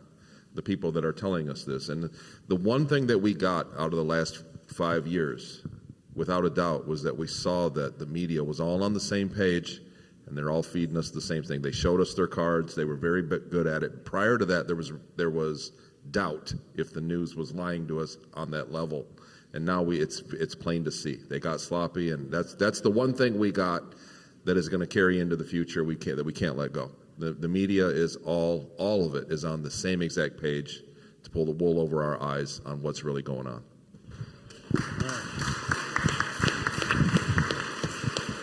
Aside from the media, then you have the history books, right? So, Yeah. I mean, we can just like go down the line from history to music to the way the harmonics are in music, right? So, I mean, yeah, science.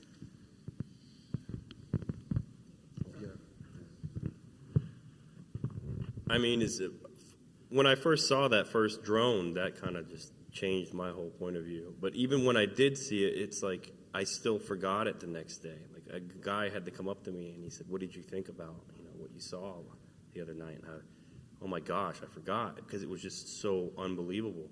It was just so, my mind could not accept it. It just couldn't wrap around it.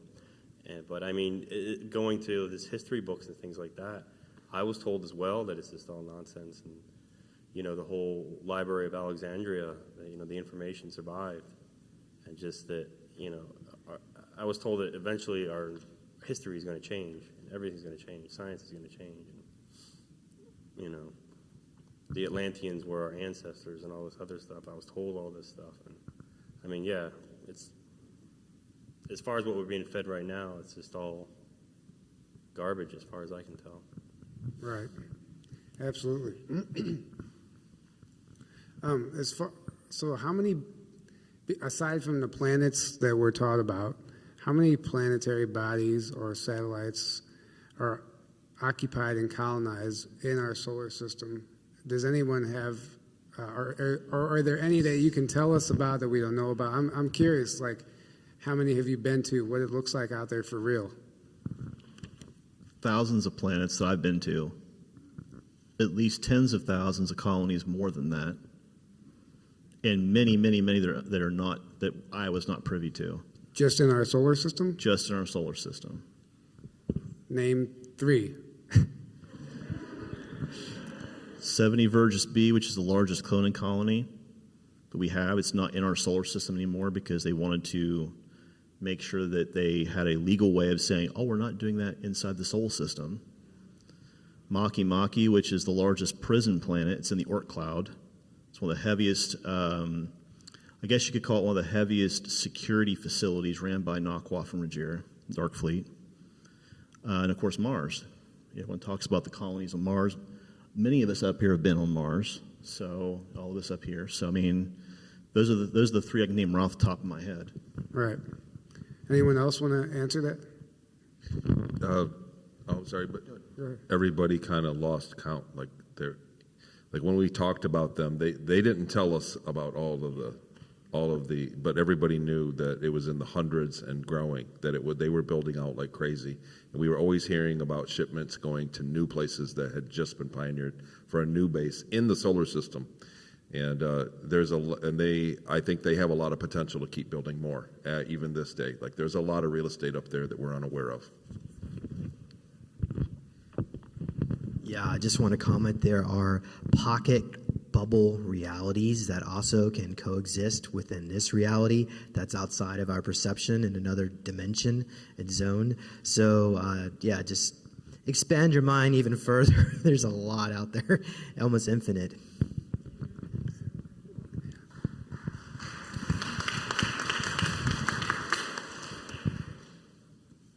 The bubble outside of Jupiter, is that what he's talking about? A pocket bubble reality? That's exactly what he's talking about. I know you've explained it before. Could you explain how that works? The GPS part of it again? Like you have to enter and exit it. Right. So that was actually something the ship computer didn't have the ability to do. It's think about an app you have to pay for. It was a commodity to get the coordinates to go inside those bubbles. So there are several of them where Jupiter failed to ignite as a star, ripped time-space and made a bubble that was, once you're inside of it, you're outside of time-space. So that you can go in and come out at a different time and pretty much the same location. But it's also very secure. If you think about that as a military base, how do you attack it? It was your speed and angle and position on the bubble when you went into it would determine when and where inside the bubble you went. So it was very secure for that reason, because they had literally billions of years to choose from to set their base up. So you could go back in, if you didn't know where you were going, you would just go in there and find an empty bubble and there'd be nothing there.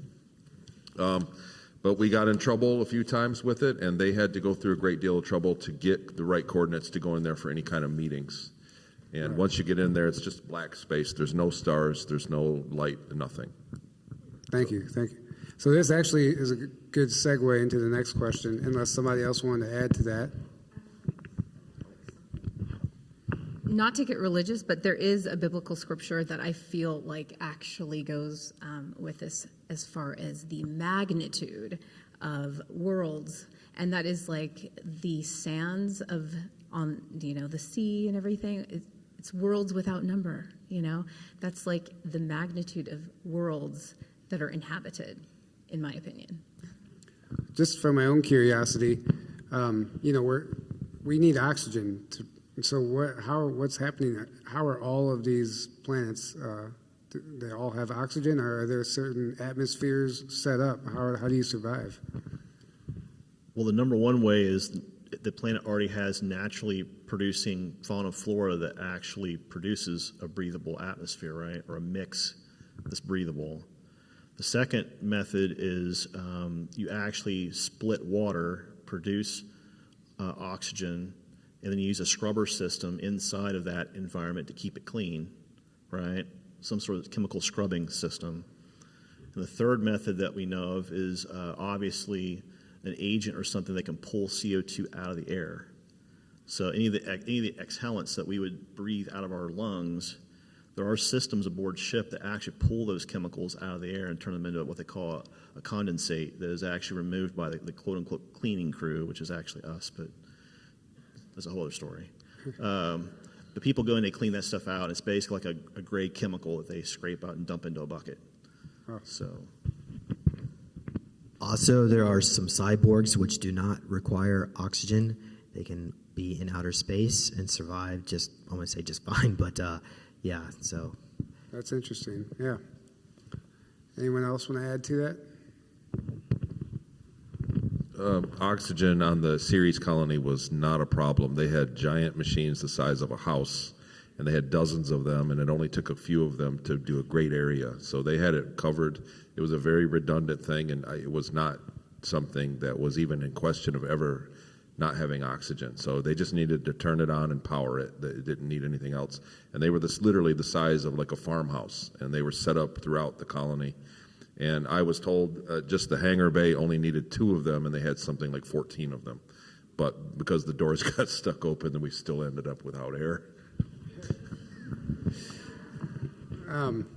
Well, so going back to like the time bubble thing, that somebody's interested in knowing, can you please differentiate the difference between density and a dimension? Dimension is more, in physics, it's more of a place, if that makes sense to people. It's like let's say that we're all in this particular location here inside the United States of America. We have a 3-dimensional GPS coordinate as to where everybody in this room is sitting, right? A dimension would be to say that we open up a rip in time space and you move to another place through that particular rip. That would be an actual dimension, right? Density, on the other hand, has everything to do with vibrational frequency. You literally have to change vibrational frequency to move up into the next density. Now, what does that look like? Well, that requires that we start managing our emotions, our thoughts, our behaviors in a much different way than we currently do, because right now, other species look at us like we're the 2-year-old throwing a temper tantrum, right? I don't want to do it. But the idea is that as we start managing our emotional mental space, that vibrational density shift occurs. We start stepping, right now we're in that young kid stage. We eventually step into the tween stage, right? That's what these other species, in my opinion, are waiting on when you make that shift into the higher density.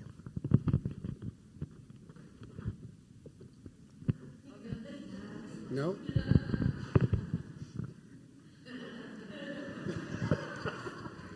Thanks, Mark. Good, that was a great answer. So this is interesting, and this is a good one. What's the best way to integrate all that we've listened to and learned about this week? And thank you all for sharing your stories, because that is actually great, because there's a lot to process. And, yeah, please, anyone who wants to take that. I think I saw Mark raise his hand. Give it to Mark. He can answer it. Yeah, there we go.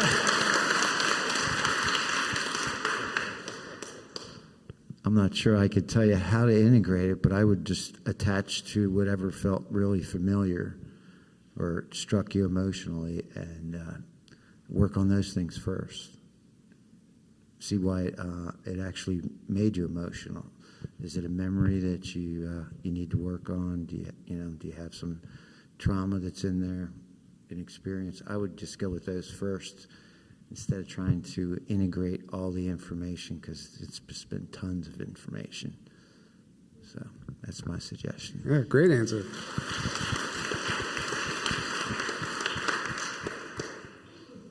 I guess mine would be just, don't ever lose hope. It's just, we're doing this for a reason. It's just, don't ever lose hope. That's it.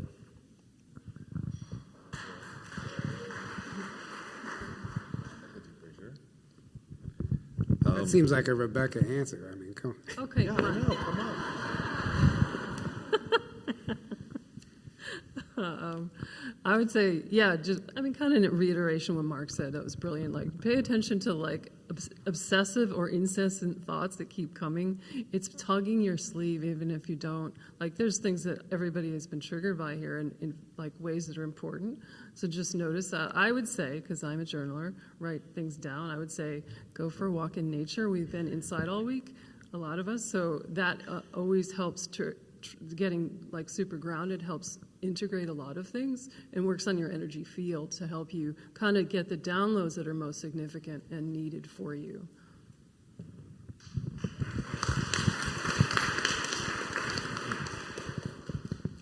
I would say you got to keep working. Tyler, when we were talking long ago when this conference was on the drawing board for you, I remember you saying, we were texting or on the phone. And we were worried about what we're seeing about this information, about the secret space program, and about really what's going on with it, because the information kind of on a curve exploded in around 2014, 2015, and now we've really seen it taper off with a lot of the drama and a lot of people that stepped forward and they're now stepped away. So we're seeing and then on top of it, a real collective, a concerned effort on scrubbing us off of media. We're starting to see it swept under the rug. We really are. And so that's why we have this conference to try to keep the ember of the truth of this burning. So I would say the way to integrate this is A, to keep studying. If you have a question, begin looking for the answer for your question, and B, to share this with other people. We want this to proliferate. This is a big deal. And that's how we're going to get a disclosure, is when everybody's aware that a disclosure is even possible, because most people don't even know. So I would just say, champion the research.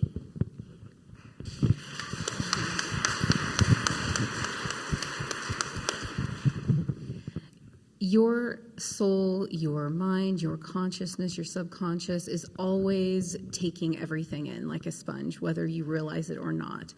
So even if you have nodded off, during something like this, you're still taking it in. If you've yawned, that's usually a sign that you are expelling energy. So it's okay. But to integrate your inner GPS will let you know what to integrate first, and then subsequent to that, and then subsequent to that. It's all dependent on what you can emotionally, mentally, energetically, and spiritually metabolize first.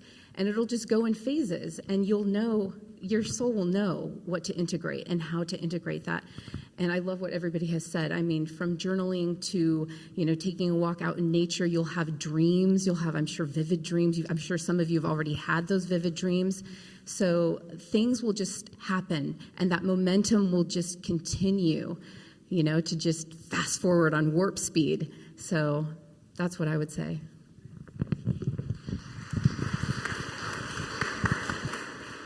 So, quick question to Tyler. Do you still have any more T-shirts? Yeah, they're for sale in the back. Brookie's raising their hand right now. If you guys want them, there's some smalls and mediums left. So, summer's coming up, and you're going to be with your family at family outings. Why don't you go ahead and get yourself a T-shirt? And if anybody comes up to you and asks you, what is a secret space conference? What does that mean? Now you have an opportunity to educate them. All right.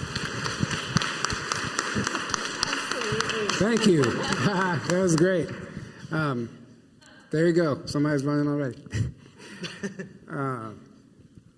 So I'm going to answer this also. We're talking about the information, but we all need to make sure that we all do a clearing and clear our energy field after this, because we have just taken on so much. We're not around this much energy ever. All these people, all this vibration. there were times when I first got here where I had to leave the room because my body didn't know how to react to being around so much energy. And it's not all good. There's some negative stuff around, and people feel it. So I think before we all go home, or as soon as we get home, maybe I'll even do a little clearing tonight as soon as we're done with the panel for everybody. But energetically is the most important thing before the information. Before you even think about integrating the information, we got to make sure we're cleared and we're not bringing anything home with us. So that's what I would say to that one.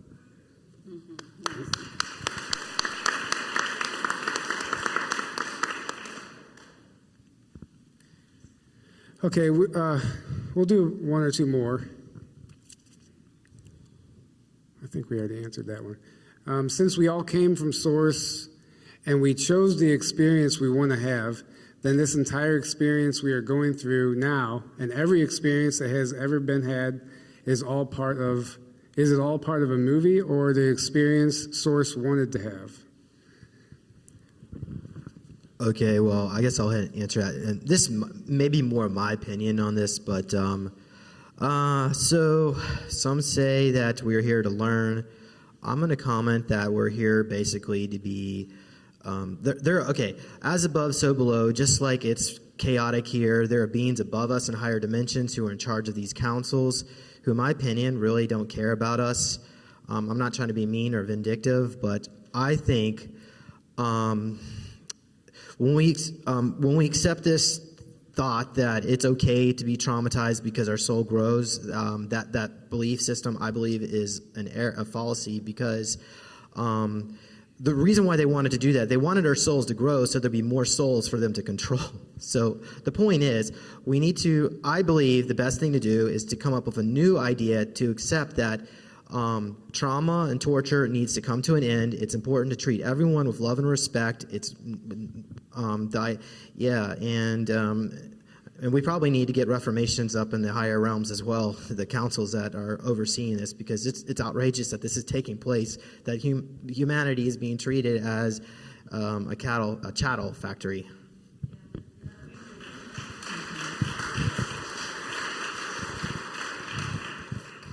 Speaking strictly, I guess, from an ecumenical standpoint, I would say that you do have Source that is trying to have all of these experiences, I think. And it's happening through us. As we return eventually to Source, we're actually bringing back all of our emotions, our thoughts, our history, everything that is us. We're bringing it back to that collective intelligence and saying, this is what we went through here. And as that happens, it collectively learns. It's a collective idea that if it sends out many souls of itself to have these experiences, it's a much faster learning process, right? Instead of having just one soul having an experience and waiting on that soul to return, you've got billions of souls out there having that experience, and they can return eventually and bring all of that back to Source.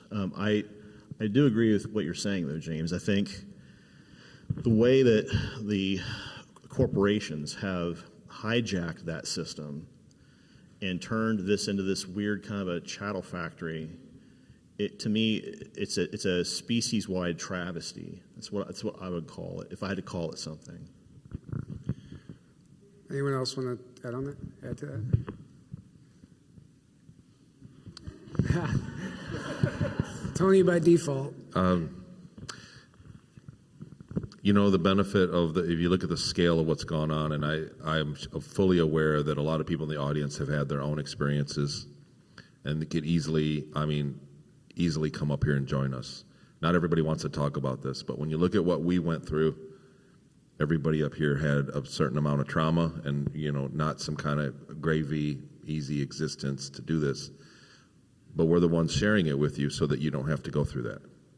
So, and I think that's how it works. I think, and someone asked me long ago, why does the suffering that you went through, Tony, why does that even exist?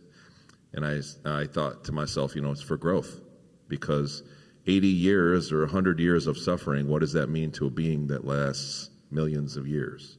It's really not a big deal. It's just one bad day of getting the work done and getting some growth out of it. So that's really, when you look at our lifetime, over the course of what we really are. So there's a lot that can be gained, but I mean, not that I would ever recommend it. Right, right.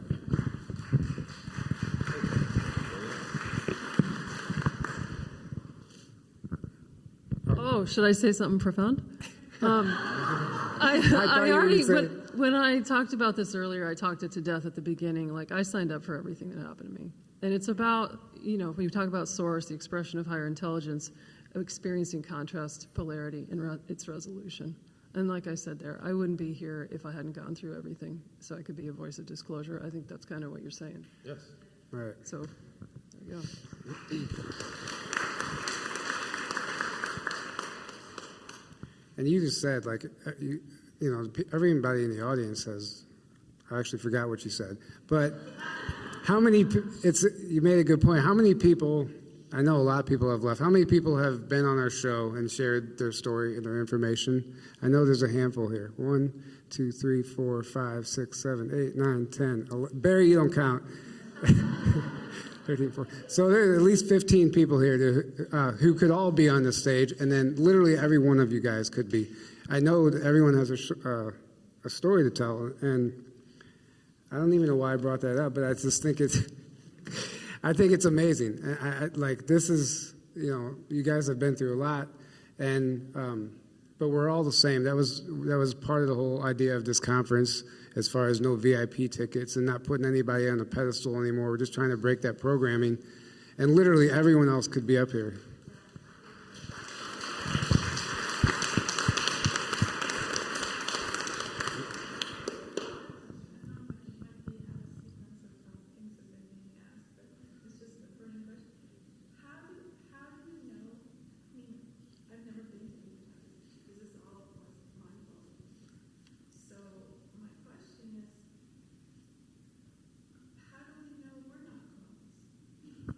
How do we know we're not clones?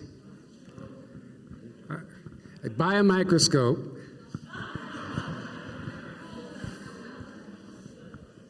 I think I mentioned this during our talk Monday, I think, right? Yeah.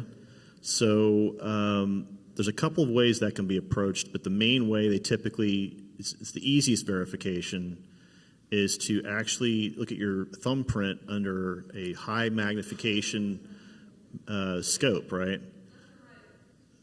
Both. They're both usually marked. But the idea is that biometric marker is usually put in place so that if and when something happens, the people who are in the know, and you kind of mentioned this, I think Daryl even kind of mentioned this too, this idea there are people down here in the know, they're in the programs, they know what's going on. If they ever were to see an actual biometrically marked clone show up as a dead body, people start raising questions.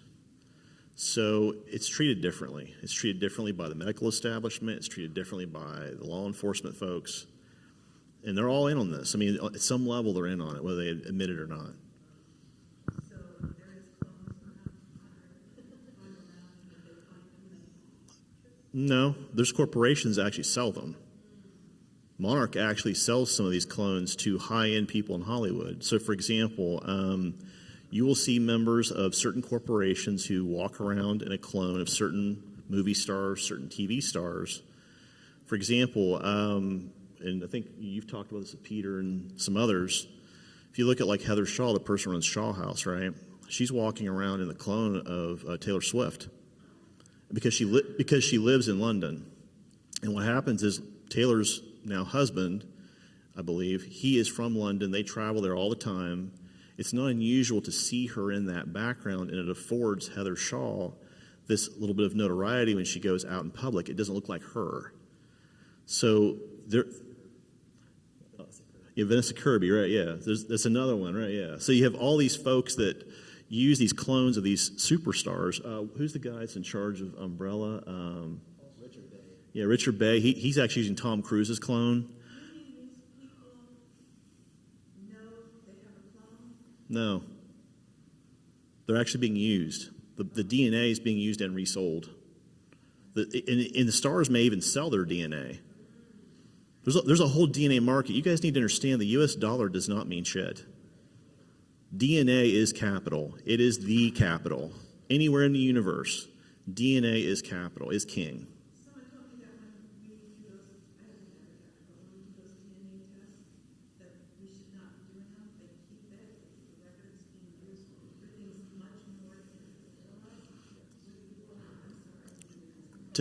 To answer that question really direct and quickly, the reason I would agree with that sentiment for one simple fact, because when you see what happens, for example, look at what happened with GEDmatch here over the last 5 years, right? How many of you guys know what GEDmatch is? The genetic family matching service, right?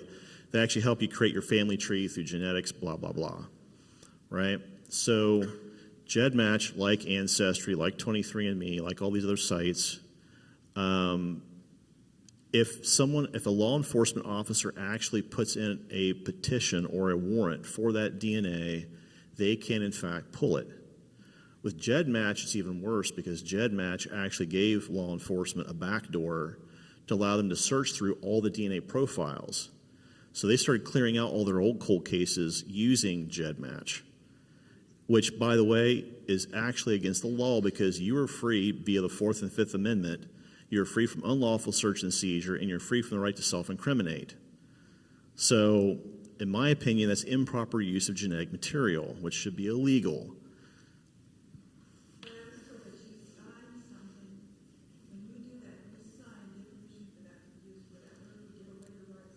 There is no, let me be very, very clear about this.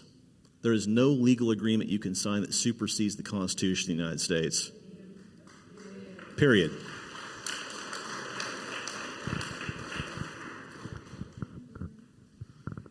That's interesting. The movie The Sixth Day depicts, they said there's a code printed under your eyelid. I wonder if there's multiple ways, just aside from the film. There's also a film called Gattaca, in which they would analyze a little tiny bit drop of DNA around the crime scene. They would analyze it. Another movie you should also see is called Island, where they would clone actors, and the clones actually try to escape the island. But apparently, actually, Johan, you said this, but the scene in there where they were cutting open the sack, pulling the clones out, were apparently is very accurate looking, if you want to get an idea, some soft disclosure.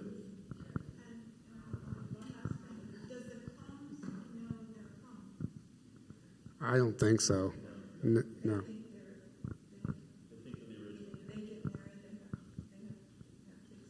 Yeah, she said, does a clone know that they're a clone? And no, I definitely don't think so. Man, there's so many movies on cloning. The Boys from Brazil, it's an old one. George Green came on Project Camelot, and he said that movie's direct disclosure of a clone program that was taking place right after World War II. They were trying to clone Hitler, and they were taking these kids to an island. And I mean, that movie's insane, but and he said that they break down the cloning process in that movie. And this is old cloning. I'm sure it's so far advanced by now, but they literally tell you the step-by-step process on how to clone a human in that movie. And according to George Green, he said that's exactly how they do it, and they just told you in that movie. It's all out there. But if you don't realize that movie is actually a disclosure, you might not find it that interesting. But if you look at it with different eyes, which I'm sure that's how we all watch movies now. So any last words from you guys before we wrap this up tonight? So we got a question this evening about how people can stop what's going on here, because I know a lot of you have actually asked this question. And for those of you who feel like you are not in the programs, I know some of you feel like you're so helpless, like, oh my gosh, I don't know what to do about this.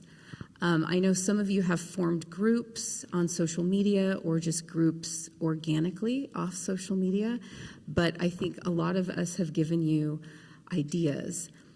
Even if there's meditation groups and energetically you are sending that love and light to different locations, because even if we don't know specifics as where the DUMBs may be, where these children are or whatever, we kind of do know where some of them are, but if we don't know where all of them are, you still can send that love and light even around the globe, encapsulating the globe.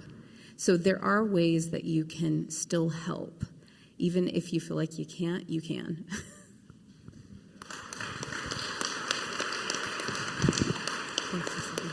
Yeah, on that note, which is a beautiful note, like I wouldn't have been here and open to this if it wasn't that I had my own experiences. And for those who are here and don't identify as abductees or, having been taken into the programs, wow, applause. I think that's so open-minded and so beautiful. Like your presence here is astonishing. That you have gone down some rabbit hole or received information from somewhere and you followed that trail and you came here. You're holding space for all of this to unfold in the public eye.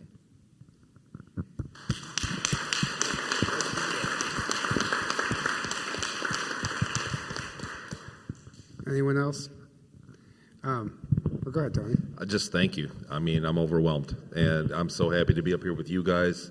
Thank you for all this. I've known a lot of people in this room for a long time, but never met in person, and I'm just tickled to death, and I'm so honored to be here. Thank you so much.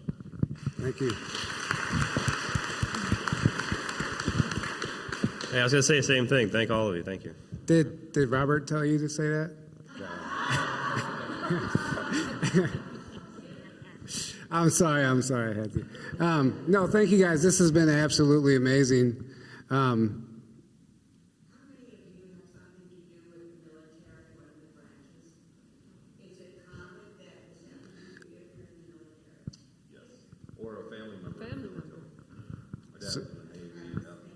Right. I think it's common for... I was in the Navy, yes. The military generates the DNA database that shows you're applicable to these programs. So people that have it in their family, it doesn't have to be a direct military member. It can be a relative, and, you're on the radar. But, yeah, there's a military common thread. Yeah, as Daryl mentioned, like I'm United States Marine Corps. So, there are some of us, I'd say a big chunk of your Corps officers in some of these programs are definitely military.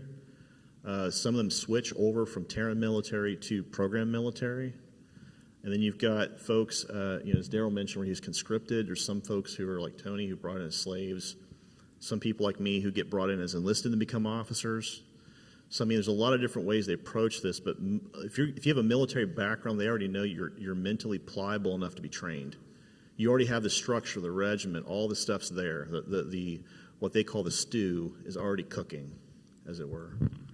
And I don't think you have to have a military background either. I definitely don't. Like Jackie, experimental programs and stuff, it's all possible. I think to even wrap your head around how many programs are actually out there, I don't think you can comprehend it.